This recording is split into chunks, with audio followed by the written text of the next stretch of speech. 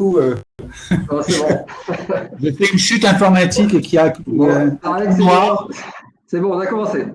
Bonjour à tous.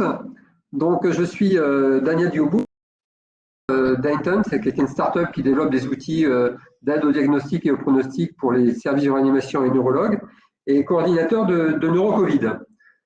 Donc, nous avons voulu vous présenter cet outil et quels sont les cas cliniques dans lesquels on peut utiliser cet outil, comment vous pouvez utiliser cet outil. L'histoire de NeuroCovid, eh bien, elle remonte en fait à la rencontre de la collégiale de neurologie d'Île-de-France, donc qui est présidée par le professeur Stankoff, par un groupe de neuroréanimateurs coordonnés par le professeur Tarek Charchar et par moi-même, et donc qui a mené à la réflexion de dire comment on peut faire pour faire en sorte de lutter contre le Covid. Et donc, ça a été de dire, bien, mettons à disposition les expertises d'Île-de-France pour faire en sorte qu'on aide autant que possible les patients atteints de pathologies neurologiques, chroniques ou aiguës. Voilà, donc on a mis ce qui fait qu'en quelques jours, le 1er avril, on a mis en place cette plateforme de téléexpertise qui consiste à faire en sorte que la téléexpertise, je vous le rappelle, c'est faire en sorte qu'un médecin puisse parler à un ou plusieurs médecins pour obtenir leur expertise sur un cas particulier. Donc, suite à quoi, donc l'ARS Santé, la direction d'autonomie, a trouvé cela intéressant, ils vous le diront, et donc nous a demandé d'étendre cette offre, cette assistance auprès des personnes en situation de handicap. Donc, c'est la raison pour laquelle nous sommes ici, pour vous présenter comment vous pouvez utiliser cette expertise. Donc, dans un premier temps, je voudrais passer la parole au professeur Stankoff, qui va vous présenter globalement cette opération. Oui, bonjour à tous. Merci d'être là. Donc, je serai extrêmement bref. Donc, je représente ici la collégiale des neurologues, donc de l'assistance publique. C'est une formation, un groupe, on va dire, qui a vocation à représenter les neurologues sur le territoire de la région, en particulier hospitalier. Et notre idée initiale a été, dans le contexte de cette crise qui était tout à fait inhabituelle, d'imaginer que sur tout le territoire de la région, il y aurait un certain nombre de services, d'unités qui seraient sollicités par des afflux de patients dans un contexte un peu urgent, de patients qui peuvent avoir des problèmes neurologiques chroniques avec du handicap neurologique, et ce, dans des filières qui sont pas toujours en rapport avec des unités de neurologie expertes. Et on a eu cette vocation, ce désir de proposer un service pour qu'il y ait une expertise large, accessible à tous dans ce contexte, pour éviter toute perte de chance ou toute décision difficile à prendre.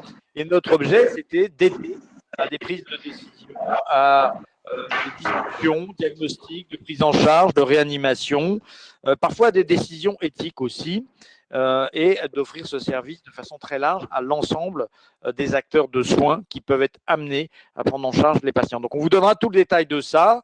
Il y avait une diapositive qui pourra vous être présentée juste après, qui montrait un peu la diversité des expertises qu'on vous propose, avec des experts dans tous les domaines de la neurologie et du handicap neurologique en soi. Donc, je pense que ça passera après. En tout cas, on vous remercie d'être là. N'hésitez pas à poser les questions que vous pouvez avoir. On sera absolument ravis de répondre à ces questions. Là, vous voyez sur cette diapositive qu'on peut parler à des experts, parce que derrière ces thématiques, il y a des experts qui sont disponibles 24 heures sur 24 pour répondre en téléexpertise. Ça peut être le domaine de la cognition, du polyhandicap, de l'épilepsie. Je ne vais pas tout lister, vous voyez, mais on a vraiment tapé très large sur tout ce qui peut être affecté dans son ensemble, que ce soit en structurel ou en métabolique. Voilà, on pourra reparler de tout ça au fur et à mesure de ce webinaire. Et donc, je passe la parole à Daniel qui va continuer pour que l'ARS, je pense, nous montre un petit peu sa vision de ce projet et de l'extension. Merci Bruno. Ce que je voudrais faire avant de passer la parole à l'ARS, c'est de vous montrer aussi une chose qui, en fait, c'est possible parce qu'avec la collégiale, eh bien, il y a plus de 120 experts qui sont il y a plus de 120 experts voilà, qui participent à ce projet. Hein. Et donc là, vous voyez sur mon écran, en fait, la liste de toutes les spécialités et en fait, tous les 120 experts qui sont disponibles pour vous. Donc, je passe maintenant la parole au docteur Réquignot de la direction d'autonomie de l'ARS Île-de-France. Est-ce que vous m'entendez? Et oui. J'ai activé mon micro. Très bien. Donc, je me présente en quelques mots. Donc, je suis le docteur, en effet, Catherine Réquignot et je travaille à la direction de l'autonomie à l'Agence régionale de santé Île-de-France. Et c'est vrai que dans le cadre de mes missions, une de mes missions principales, c'est l'accès aux soins des personnes en situation de handicap. Et dans ce contexte-là, c'est vrai qu'il m'a été demandé par le directeur général de l'ARS de réfléchir à quelles solutions nous pourrions mettre en place pour pouvoir faciliter pendant cette période difficile l'accès aux soins des personnes en situation de handicap, qu'elles soient accueillies en établissement médico-social, mais ou bien sûr au domicile. Et cette question, elle était en ligne directe avec la volonté aussi de Sophie Cluzel, que vous connaissez, secrétaire générale auprès du Premier ministre pour les personnes en situation de handicap, de renforcer pendant cette période la politique en faveur de l'accès aux soins des personnes en situation de handicap. Donc de fait, c'est vrai que nous étions en phase en fait avec la collégiale des neurologues et cette initiative nous a semblé très intéressante pour pouvoir mettre à votre disposition, vous qui êtes professionnels et qui êtes confrontés à des difficultés dans vos établissements médico-sociaux parce que vous n'avez plus accès bien sûr à une expertise, vous avez des situations difficiles à gérer pour pouvoir vous donner accès justement à une expertise neurologique. Alors pourquoi uniquement le handicap neurologique?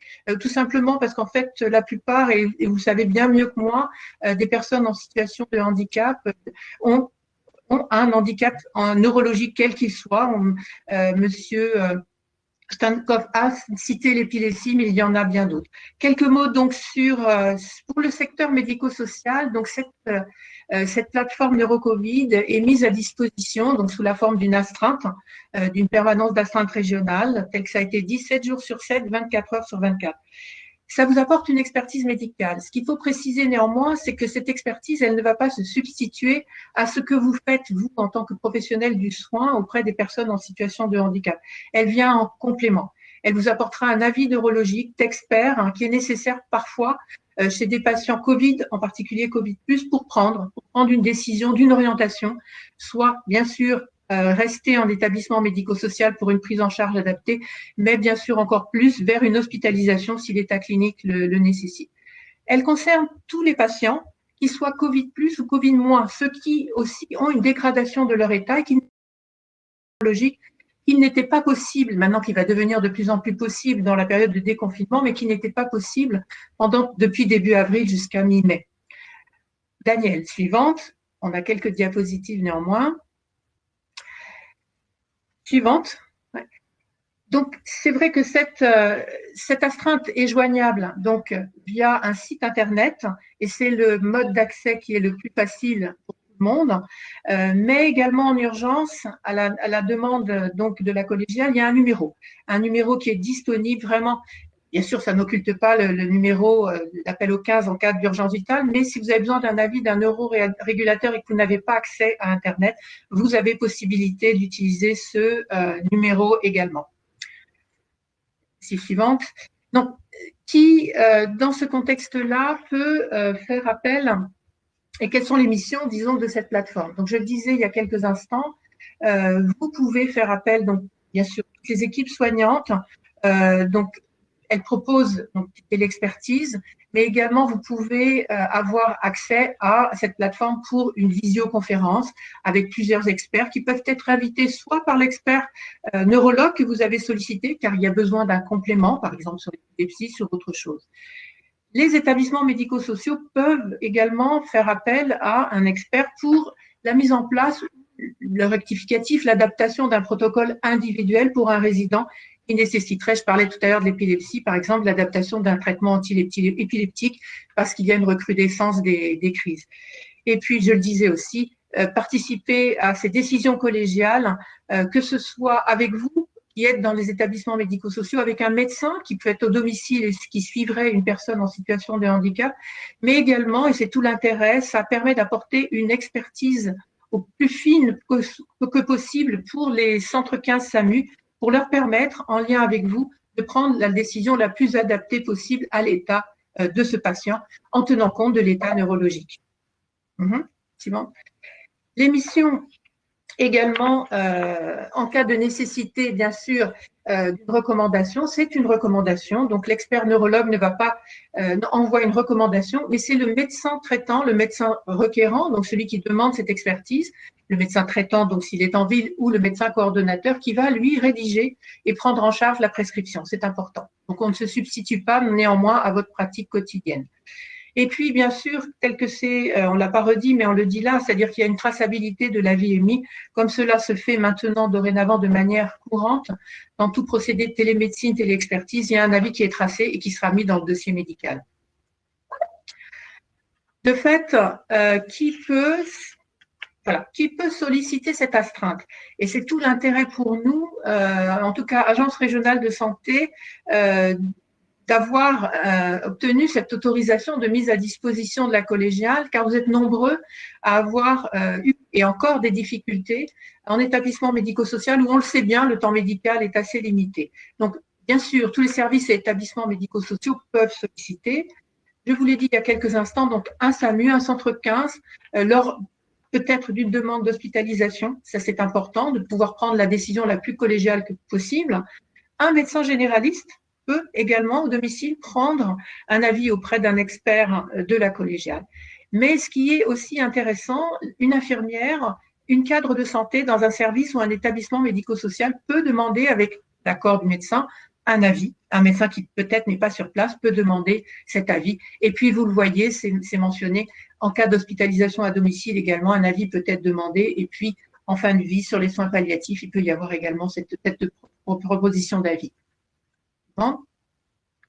Donc, c'est vrai que ce service, je le disais tout à l'heure, ne remplacera pas votre expertise, mais le but, c'est de passer ensemble et de vous donner les outils pour faire en sorte que cette crise, et qui va malheureusement, nous le savons, encore durer, puisse pour vous être, disons, le plus facile que possible et vous permettre de répondre à toutes les interrogations et sans vous laisser seul, pouvoir vous apporter cette expertise qui est tellement indispensable pour pouvoir prendre la bonne décision, en tout cas pour orienter et l'accès aux soins des personnes en situation de handicap. Je crois que pour moi, j'en suis restée là. Je vais repasser la parole au professeur Stankov et Charchard, car je crois que je voulais vous donner quelques orientations un peu plus précises sur les sollicitations, disons les cas cliniques, les situations cliniques qui pouvaient être intéressantes de présenter et dans le cadre de cette astreinte. Voilà, je leur passe la parole.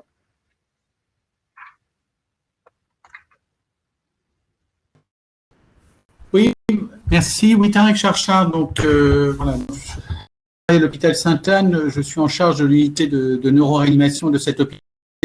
Et en fin de compte, je parle aussi au nom des neuroréanimateurs parisiens qui sont aussi associés à cette initiative, à la plateforme. Donc voilà, donc je vais répondre par Mme Requigno et puis le professeur Bruno Stankov. Si on peut passer à la diapositive suivante, Daniel. Voilà, donc cette plateforme, comme on vous l'a dit, elle est ouverte 7 jours sur 7, 24 heures sur 24. Elle est joignable par Internet, accessible par Internet et puis en cas d'urgence ou si défaut informatique par téléphone et le numéro vous sera de nouveau communiqué. Et cette plateforme est assez interactive parce qu'elle permet bien sûr d'établir une visioconférence entre le médecin requérant ou l'infirmière requérante et puis le médecin expert ou les médecins experts pour discuter du cas particulier du patient dont il est question. Alors l'objectif de cette plateforme, on vous l'avait dit, c'est de aux urgences neurologiques dans le contexte de Covid de certaines filières qui sont bien organisées. Je pense à la grande garde de neurochirurgie, par exemple. Et puis, c'est aussi les urgences médicales de nos patients qui sont neurologiques ou polyhandicapés. Et on voit aussi que c'est une question importante et nos collègues réanimateurs peuvent aider, qui sont associés à ce projet, peuvent aider aussi à la prise en charge d'urgences médicales. L'objectif, le deuxième objectif, en dehors de l'urgence, c'est des avis différés. Et on sait que on peut, dans un deuxième temps, donner des avis pluridisciplinaires, puisqu'à cette plateforme vont nous rejoindre les médecins de médecine physique et de réadaptation, et d'avoir donc des avis différés pour optimiser une prise en charge médicale, médico-sociale, voire chirurgicale, favoriser une interdisciplinarité. On voit que ça peut être important pour des avis pronostiques et éthiques, notamment en réanimation, mais aussi dans d'autres contextes.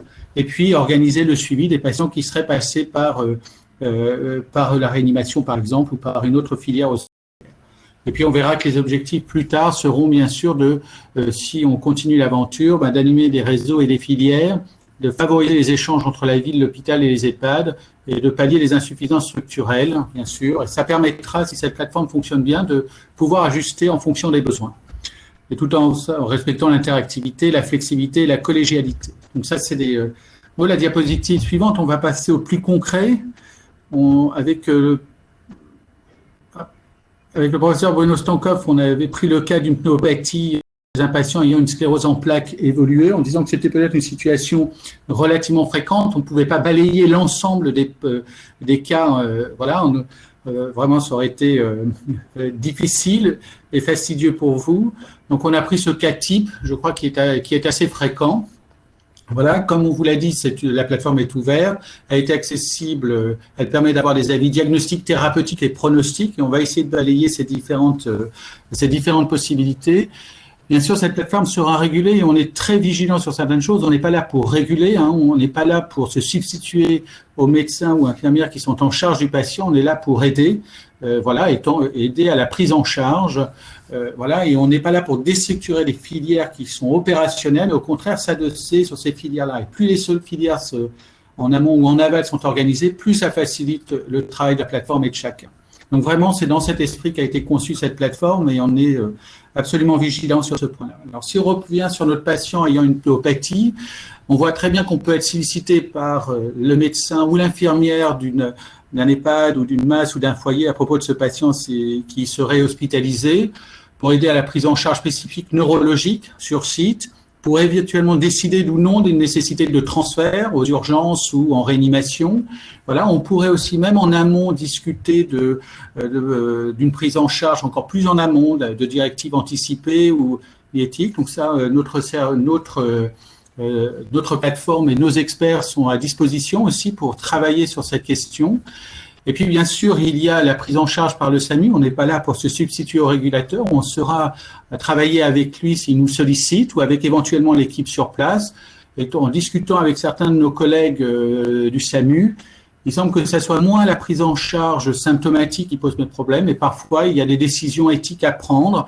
Et donc, on a la possibilité de solliciter nos experts avec célérité, et donc de pouvoir aider à la bonne ou non prise en charge d'un patient sur le plan éthique. Et puis, bien sûr, ce patient peut être hospitalisé aux urgences ou en réanimation, voire dans une unité spécialisée. Et on peut être là aussi aidé. Alors, quand on reprend le cas de ce patient ayant une sclérose en plaques, on peut discuter ou non de la poursuite des traitements spécifiques, notamment immunosuppresseurs. Bien sûr, se posera des questions, et on le sait en tant que réanimateur, peut se poser la question d'une trachéotomie, d'une gastrostomie. Donc, c'est des questions qui engagent un peu l'avenir et l'aval, comme on dit. Donc, on peut être là aussi pour ce type de discussion, pour aider au retour à domicile ou en institution, si le patient venait d'une institution. Et puis, bien sûr, toute l'aide à la décision éthique. On sait que parfois, en tant que réanimateur, peut se poser la question de savoir si on réadmettra le patient en réanimation. Donc, ce qu'on veut montrer par cette diapositive, c'est dans le cas d'espèce qu'on vous a présenté, c'est qu'on est là à tout moment, qu'on peut l'être parce que la plateforme parce qu'on peut être sollicité dans l'urgence, mais aussi de manière différée, et on peut être là à toutes les étapes de la prise en charge d'un patient, en amont d'une urgence, pendant l'urgence ou au décours de l'urgence, mais en ne se trompant pas dans nos rôles. Voilà, nos rôles sont d'être consultatifs. Merci. Je ne sais pas si Bruno, tu veux rajouter des choses ? Ça me paraît très complet, c'est juste très important ce que tu as dit, c'est-à-dire qu'on ne se pas des filières qui fonctionnent, mais on offre un service là où elles ne sont pas forcément présentes. Par exemple, le cas de la sclérose en plaques que tu présentes, si ça survient à Saint-Antoine, là où j'exerce, comme on a un centre de ressources sclérose en plaques, c'est vrai que non. Mais en revanche, si ce même dossier survient dans un centre qui n'est pas en contact avec un centre de ressources spécialisé ou avec un centre de réanimation expert dans ce domaine, vous voyez, vous pouvez avoir à la fois un avis d'un expert de cette maladie, mais aussi d'un neuroréanimateur expert de cette phase difficile de la maladie, tout ça dans un même temps et en fait et d'une manière interactive. Et c'est ça qui fait du service que l'on propose, c'est qu'il y a la multi-expertise qui est accessible partout. Et je voulais rajouter juste un petit point, parce que c'est vrai que cette plateforme, je ne sais pas si vous m'entendez, l'intérêt de cette plateforme, on a parlé d'un centre, c'est-à-dire des patients handicapés ou ayant suivi pour une pathologie neurologique pour lequel il y aurait un besoin d'un avis en urgence ou différé neurologique ou neuroréanimatoire. Mais ça peut aller aussi dans l'autre sens et nous prenons, en tant que neuroréanimateurs, nous prenons en charge des patients qui vont développer un handicap malheureusement lié suite à un accident vasculaire cérébral grave, traumatisé crânien, et donc qui vont devenir aussi des patients qui vont peut-être être polyhandicapés ou handicapés. Donc on voit bien que cette plateforme peut aller dans les deux sens et je crois que c'est très utile à tous les acteurs en fin de compte. C'est pas voilà. Et je crois que ça aussi c'est un élément important. Ok, merci Tarek. Ce que je voudrais donc vous présenter maintenant, c'est comment accéder à l'outil, comment l'utiliser. Vous allez voir que c'est assez simple. Et puis ensuite, donc, il y aura une 10 minutes de questions-réponses pour ceux qui le souhaitent. Et donc, vous pouvez utiliser le chat pour poser des questions. Donc, je vais partager mon écran de nouveau.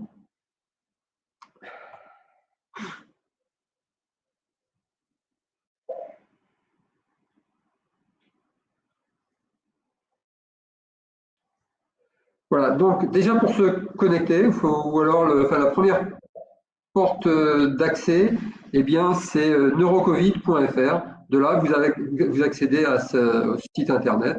Et ensuite, eh bien, si vous voulez demander un avis, vous cliquez sur le fait demander un avis, ou vous tapez téléexpertise.neurocovid.fr et vous accédez à ce site, à cette plateforme. Donc, voilà comment ça se passe. D'abord, il y a une phase d'inscription. Voilà. Donc, vous tapez votre numéro RPPS, vous vous trouvez, et ensuite, vous indiquez votre email, votre numéro de téléphone et le mot de passe qui vous convient.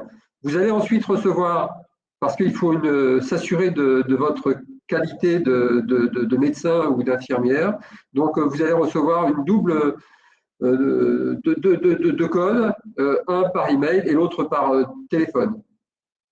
Donc, il y a cette double vérification qui s'effectue. Et ensuite, donc, on vous demande la preuve de cela. Et donc, il faut fournir en fait une photo qui va nous permettre de vérifier que celui qui demande cela, eh bien, c'est effectivement le médecin en question. La demande est extrêmement simple. Vous tapez une nouvelle demande. Vous choisissez la pathologie en question et là, vous indiquez de quelle sorte de patient il s'agit. Il s'agit d'un Covid-19 ou d'une ALD, ou etc., etc. Donc là, vous documentez le patient, son prénom, son nom, son numéro de sécurité sociale. Donc, s'il n'y a pas de numéro de sécurité sociale parce que vous êtes dans l'urgence, eh bien, on peut faire sans. Voilà. Ensuite, voilà. Donc, commence la demande d'avis. Et là, il faut voir que pour chaque type de pathologie, on a indiqué un certain nombre d'instructions qui sont spécifiques à cette catégorie de maladie. Et donc, vous pouvez très bien, parce qu'ensuite, en fait, votre demande, vous la décrivez de façon complètement libre et ouverte, eh bien, vous pouvez très bien faire une copie une copie des recommandations, des spécifications qui sont demandées et le coller dans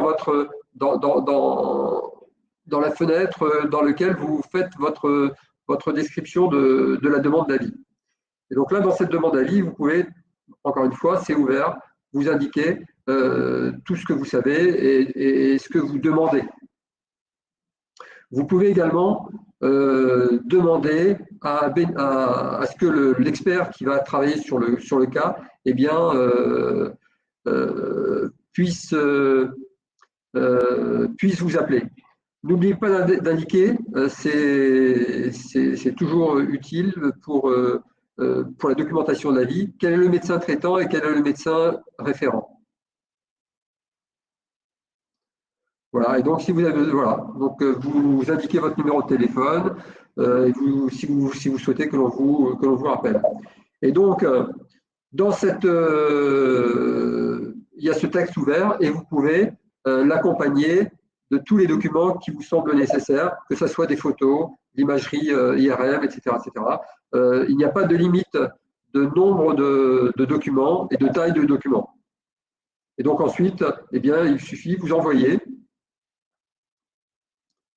Et cela va arriver automatiquement dans le… Voilà, ça va arriver automatiquement chez l'expert qui est d'astreinte, qui lui va avoir le choix, comme on le disait précédemment, d'ajouter plusieurs experts qui vont travailler avec lui de façon collégiale sur la réponse à cet avis. Donc en fonction de cette demande, l'expert en question peut également vous appeler par téléphone ou vous proposer une vidéoconférence et appliquer donc toutes les autres experts qui sont nécessaires éventuellement ou l'équipe médicale avec laquelle vous voulez partager la réflexion. Donc vous allez recevoir, une fois que l'avis est émis, eh bien vous recevez un mail qui est comme cela, qui vous permet d'accéder à la téléexpertise. Et en fait, vous retrouvez votre demande initiale. Et donc là, vous retrouvez la réponse du groupe d'experts qui aura travaillé sur le cas. Et donc, une fois que vous avez cette réponse, vous pouvez continuer à dialoguer par mail avec cet expert ou ce groupe d'experts, puisque en fait, tous les experts en question qui ont été sélectionnés, eh bien, vont pouvoir continuer à accéder à cet échange. Et à la fin, eh bien, vous avez un compte-rendu, le compte-rendu officiel, que vous pouvez télécharger soit en format Word, soit en format PDF, de façon à ce que ce document soit intégré dans le dossier du patient. Voilà donc pour cette… voilà donc pour la présentation de l'outil. Je vous propose maintenant de passer aux questions-réponses. Daniel, peut-être une petite précision. On n'est pas obligé, quand on s'est inscrit une fois, on est inscrit définitivement. Hein. Oui, bien sûr. Voilà, donc c'est juste… Il n'y a pas lieu de répéter toute la procédure et puis que les données sont bien sûr hautement protégées. Voilà, pour répondre déjà à quelques questions qui sont venues, donc peut-être je peux parler de la protection des données, voilà, d'ordre médical, et puis pour la protection des experts. Donc là, on s'est renseigné, bien sûr, il y a des plateformes déjà qui existent ou des téléastreintes qui existent, notamment dans l'infectiologie, et il y a une protection juridique. Hein, le fait pour les téléexperts, il y a une possibilité en tant que médecin de dispenser un avis, même de son domicile ou à l'hôpital, à un autre confrère. Voilà. Pour les médecins publics hospitaliers, ceci est tout à fait possible, ouvert. Par l'assurance hôpital. Oui. Donc, ensuite, pour toutes les questions relatives à la sécurité, c'est une question importante évidemment, mais la plateforme répond à toutes les normes de HDS, donc de sécurité et des données santé. Est-ce qu'il y a d'autres questions, Aurélien? Je vais modérer un peu les questions. Donc, on a pas mal de questions sur qui peut recourir au service d'Intense, notamment les infirmières qui n'ont pas de RPPS. Comment elles font pour s'inscrire? C'est une bonne question. Je la note. Et normalement, Docteur Requigno, on ne vous entend pas. Oh, il faut mettre votre... On vous entend pas. Docteur Requigno, on ne vous entend pas. Non, non. Oui, on ne l'entend pas. Non, et pourtant, on n'a pas... Non, on ne vous entend pas, docteur. Bon. Ben, on va récolter la réponse du docteur Requigno et la faire parvenir. De toute façon, voilà, toutes ces questions, on va les prendre et on y répondra par email ou on les documentera de toute façon sur neurocovid.fr. Une autre question est, est-ce que les kinés, sages-femmes, chirurgiens dentistes peuvent recourir à la plateforme? Orthophoniste, orthoptiste, pédicure. Oui, on t'entend. Oui, oui, non. Est-ce que vous m'entendez là?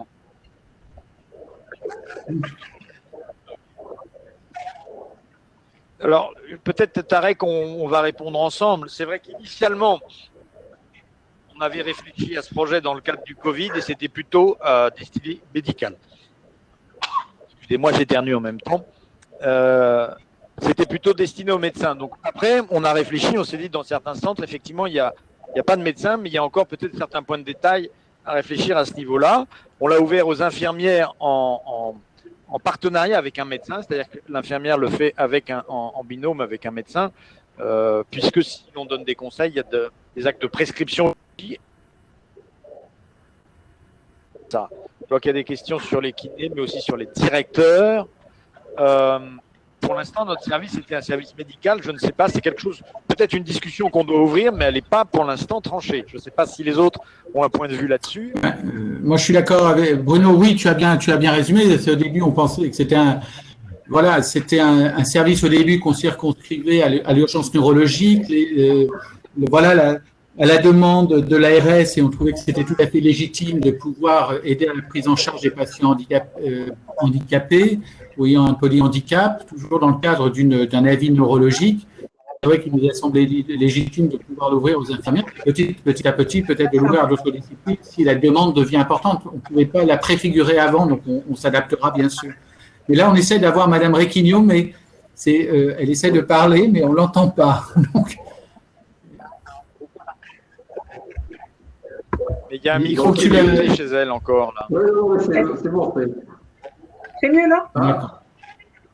Oui, c'est mieux là. Donc, est-ce que je répète ce que je viens de dire peut-être? Oui. En fait, oui, dans le cadre du partenariat de la collégiale et de l'Agence régionale de santé pour le secteur médico-social, dans cette période épidémique, il nous a semblé qu'il était indispensable que l'infirmière et la cadre de santé aient accès à cette plateforme. C'est vrai, comme vous le savez tous, il y a un temps médical qui est limité dans certains établissements. J'ai vu d'ailleurs des questions sur les foyers, on va y répondre. Et c'était indispensable de pouvoir permettre aux professionnels du soin, que sont ces infirmières et cadres, d'avoir un avis en accord avec le médecin. Le médecin traitant ou le médecin coordonnateur sera bien sûr prévenu de la demande d'avis. C'est lui qui recevra la recommandation et qui fera la prescription. Mais au moins, on ne perdra pas de temps pour un patient, en tout cas perdre de chance pour un patient donné. C'est dans ce contexte-là qu'on a étendu aux infirmières et aux cadres de santé. Voilà. La question, c'est comment les infirmières peuvent s'inscrire, donc ou d'autres disciplines. C'était une des questions à laquelle il va falloir qu'on réponde, c'est comment elles peuvent solliciter à ce moment-là, puisqu'elles n'ont pas de numéro RPPS. C'est une question pratique. Oui. Il va falloir y répondre. Est-ce qu'il y a un numéro professionnel qu'elles peuvent... Voilà, c'est... Il y a notre... Alors après, on nous demandait un peu, Aurélien, tu corriges un peu les demandes ou Pour les autres demandes, il y a une autre récurrente qui est la pédiatrie. Oui. Alors, en pédiatrie, vous entendez, je peux répondre. Oui. En pédiatrie, notamment pour les enfants polyhandicap, depuis début avril, existe une plateforme de neuropédiatres. Ce n'est pas une collégiale, mais les neuropédiatres se sont organisés pour proposer, donc en lien avec les neuropédiatres, notamment de la PHP, les 5 principaux services de neuropédiatrie, une astreinte, et proposer des téléexpertises, téléconsultations si de besoin, pour uniquement, mais là on est sur des populations très fragiles qui sont tous les enfants polyhandicapés d'Île-de-France accueillis en services et établissements médico-sociaux. Tous les établissements et services ont la possibilité d'accéder également à ce dispositif d'astreinte qui passe par une autre plateforme qui est Césantif, gérée par, et c'est au niveau de la PHP. Voilà ce que je peux dire à ce stade-là. Ok, alors dans les autres questions, il y a un retour sur l'utilisation en termes de statistiques de la plateforme jusqu'à présent depuis son lancement. Alors, là, je peux pouvoir répondre. Je vais répondre à cette question, puis Bruno et Daniel pourront compléter. Alors, c'est vrai que quand on a monté cette plateforme, c'était, comme l'avait dit Bruno, pour répondre, pour pouvoir aider nos collègues à la prise en charge d'un patient ayant une pathologie neurologique, qu'elle soit aiguë ou chronique, en pleine crise sanitaire, en se disant que peut-être potentiellement les patients neurologiques seraient plus à risque de développer une infection à la Covid, ou que peut-être où leur pathologie pourrait se décompenser pendant la crise sanitaire avec l'effet de saturation qu'on connaissait, avec la saturation qu'on connaissait des services hospitaliers. En fin de compte, ce qui s'est passé pour beaucoup de filières neurologiques, on l'a vu nous pour la grande garde de neurochirurgie, c'est qu'il y a eu très peu d'activité de ces filières-là. Alors, on peut essayer d'en trouver l'explication. C'est sans doute de multiples facteurs qui rendent compte de cette diminution, de cette réduction d'activité. Donc, c'est vrai qu'on a été peu confrontés, on a eu peu de demandes d'avis pour ce type de patients pendant la crise Covid. Mais on a de plus en plus, notamment pour la filière réanimation, on a de plus en plus de demandes d'avis régulièrement pour les patients qui ont, par exemple, des retards de réveil, des comas prolongés malgré l'arrêt de la sédation. Et donc, on est de plus en plus sollicité. Et puis, je crois, comme l'a dit Bruno et puis Madame Requigno, là, on est dans une autre phase. On est dans une phase où la crise sanitaire n'est pas complètement finie. Il y a peut-être même un deuxième pic qui est en train qui va peut-être advenir. Et puis, les filières de soins habituelles commencent à repartir. Et on risque là d'avoir un phénomène de saturation qui peut être préjudiciable éventuellement pour nos patients polyhandicapés ou ayant une pathologie neurologique chronique. Et donc là, je crois qu'on est dans une phase, et c'est pour ça qu'on a voulu pérenniser en fin de compte cette plateforme NeuroCovid, parce que je crois qu'on est dans une phase très particulière, et nous on le voit, on a de plus en plus dans nos filières propres à Sainte-Anne, qui sont la neurochirurgie ou le neurovasculaire, une remontée en charge et encore des hôpitaux qui sont saturés, qui ne peuvent pas accueillir ces patients-là, parce qu'on est obligé de garder des lits potentiellement pour les patients Covid, etc., etc. Et donc voilà, donc je crois que là, cette plateforme vraiment peut être utile. Et donc ce qui s'est passé pendant le premier pic ne permet pas complètement de dire, de définir, du moins de préfigurer ou de figurer ce qui va se passer là, dans cette phase-là, qui est une autre phase. Voilà, puis après, il y avait aussi, on n'a pas été tout de suite sous les radars de l'ARS, cette plateforme était restée assez confidentielle, voilà, et on espère maintenant qu'elle sera plus connue de nos collègues, des différents centres et qu'on sera plus sollicité. Je sais pas si... Est-ce qu'on peut-être Bruno, sur la remontée en charge des filières de neurologie, puisque tu es un peu aux premières loges aussi.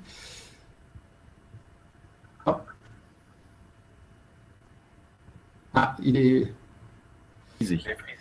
Il est frisé. Est-ce qu'on a quelques chiffres à donner concernant les nombres de recours à la plateforme? Là, on a eu, je crois, une quarantaine d'avis qui ont été demandés à peu près sur un mois, et surtout dans la filière neuroréanimation, un peu dans la filière épilepsie, et beaucoup dans la filière réanimation. Des avis qui ont abouti, qui ont pu être demandés parfois plusieurs expertises. Et donc ça a été une des forces de la plateforme.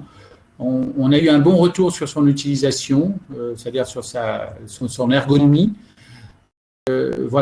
Après, est-ce que oui, parfois dans les services experts. Par exemple, quand je parlais des bilans coma, on a dû prendre en charge des patients dans des services experts pour une évaluation optimale.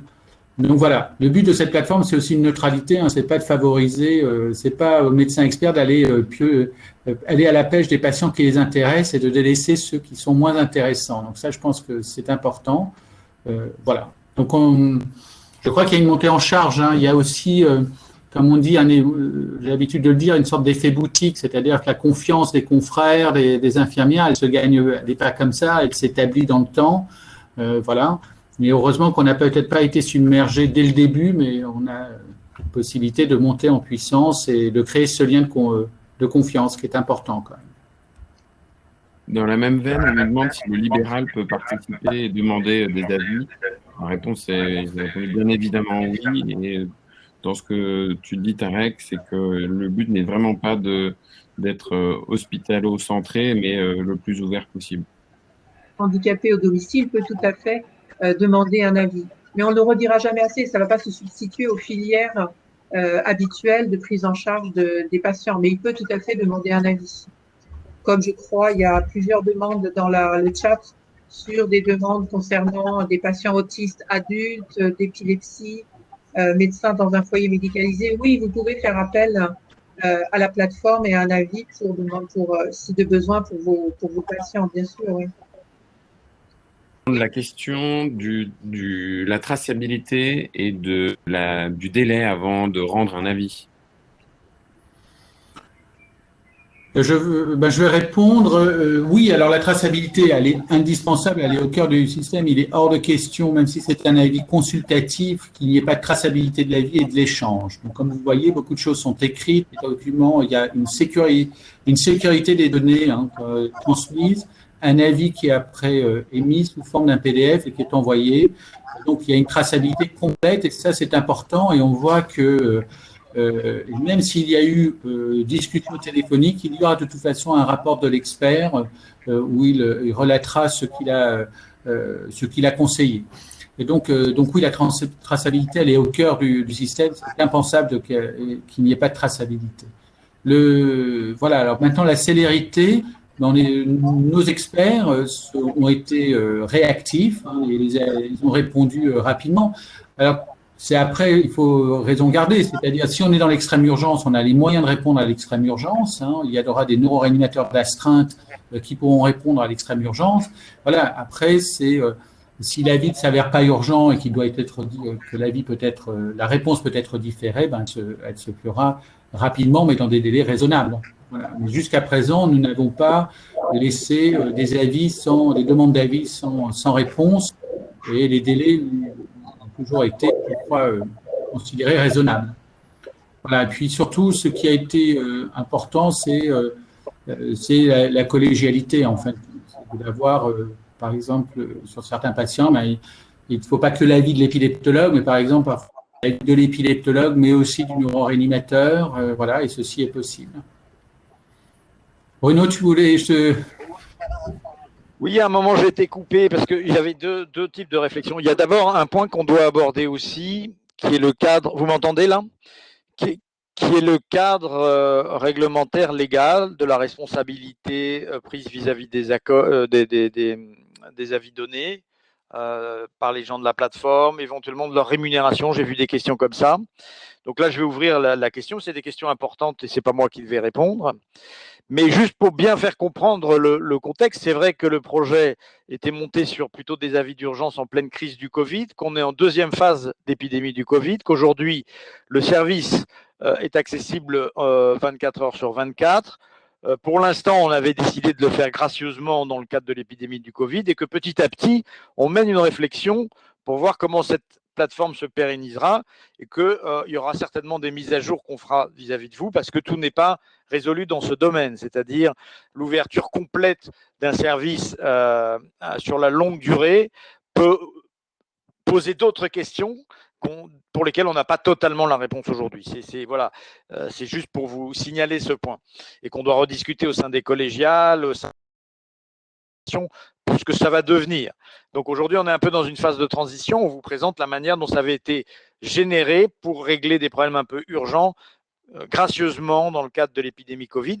Et je voudrais bien peut-être que Mme Requignot réponde sur le problème un peu réglementaire des avis donnés, de leur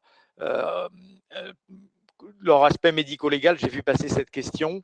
Et bon, pour l'instant, j'ai répondu sur la rémunération. Pour l'instant, il n'y a pas de rémunération. Après, on verra ça, c'est une autre question sur l'avenir.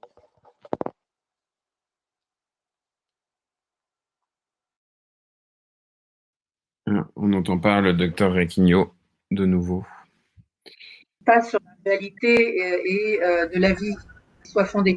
Par contre, sur ce qui est télémédecine, derrière, il y a toute la réglementation sur l'accès et l'ouverture de la télémédecine, notamment dans cette période Covid, avec la facilitation des actes, etc. C'est vrai que derrière, à terme, l'activité devrait, en tout cas dans chaque établissement, parce que vous êtes tous une centaine de neurologues, ça c'est pour le public qui nous entend, vous êtes dans des hôpitaux différents, c'est vrai qu'à terme, ça rentrera dans la facturation, on va dire, des actes de télémédecine, téléexpertise, voire téléconsultation. Il y a une question téléconsultation qui rentre dans une activité d'un établissement donné. Donc c'est vrai que la transformation, que ce soit sur les aspects juridiques, réglementaires ou financiers, il va falloir l'aborder. Mais ça, c'est la prochaine étape, en effet, à voir ensemble, bien sûr. Juste sur le plan juridique, je l'avais dit tout à l'heure, il y a par exemple une téléexpertise qui actuellement est en place depuis 2016, qui est la télé astreinte en infectiologie pour l'Île-de-France, aussi soutenue par l'ARS. Voilà, et où les avis sont téléphoniques avec aussi après un rendu par fax ou par mail de l'avis qui est pas que consultatif parce qu'il est aussi prescriptif. Ça peut aboutir à une prescription d'antibiotiques. C'est une plateforme qui fonctionne très bien. Et pour mettre, j'en ai discuté avec le professeur Anne-Claude Crémieux qui la gère, et c'est clair qu'en tant que médecin hospitalier participant au service public, il est possible de son domicile ou son hôpital de donner un avis voilà, à un autre médecin, à un autre confrère, et que ceci est tout à fait couvert. Voilà, et donc ça c'est voilà, et maintenant pour les médecins qui ne sont pas du service public et qui participeraient à la plateforme, normalement c'est pris en charge par les assurances dites professionnelles. Voilà, le professeur Anne-Claude Crémieux s'en était même renseigné auprès du président de la MACSF, ancien sous-médical. Donc on est dans un cadre quand même de couverture. Après pour la rémunération, bon, il y a des différentes, voilà, ceci doit être discuté, mais voilà, pour le moment, il faut voir quand même dans l'historique de cette plateforme, ça a été quand même toute une discipline en fin de compte qui a voulu être présente et répondre à éventuels besoins, voilà, lors de la crise sanitaire. Maintenant, on passe à la deuxième phase, comme l'a dit Bruno. D'autres questions vont se poser. Bon, ça ne sera pas du tout, sans doute. Voilà, on est avec cette phase-là, avec peut-être une surcharge, du moins une mise en tension du système hospitalier et des filières. Et peut-être, on espère que cette plateforme sera utile. Et quoi qu'il en soit, je crois que la crise a montré que la téléconsultation, la télémédecine ont pris une ampleur absolument majeure. Et je crois qu'il faut s'attendre au déploiement de plus en plus de plateformes en amont ou en aval de l'hôpital. Ça, c'est en interface avec. Ça, c'est un élément important. Et puis, voilà, puis on va essayer de transformer l'essai. Et puis Okay. Merci, Tarek. Il y a encore beaucoup de questions. Je crois qu'on a largement dépassé le temps alloué ce webinaire. Donc, c'est le premier, mais ça ne sera pas le dernier. Donc, merci à vous pour toutes ces questions. Toutes ces questions, on va les prendre, on va y répondre. Le PowerPoint vous sera envoyé, sera également mis à disposition. Et donc, ce webinaire sera également de toute façon disponible en replay, pour lequel vous recevrez, vous avez déjà reçu le mail avec les coordonnées. Donc, merci à tous. Et encore une fois, n'hésitez pas à nous contacter sur le site neurocovid.fr toutes les questions, les recommandations, suggestions que vous pouvez avoir pour faire évoluer ce service. Merci à vous tous.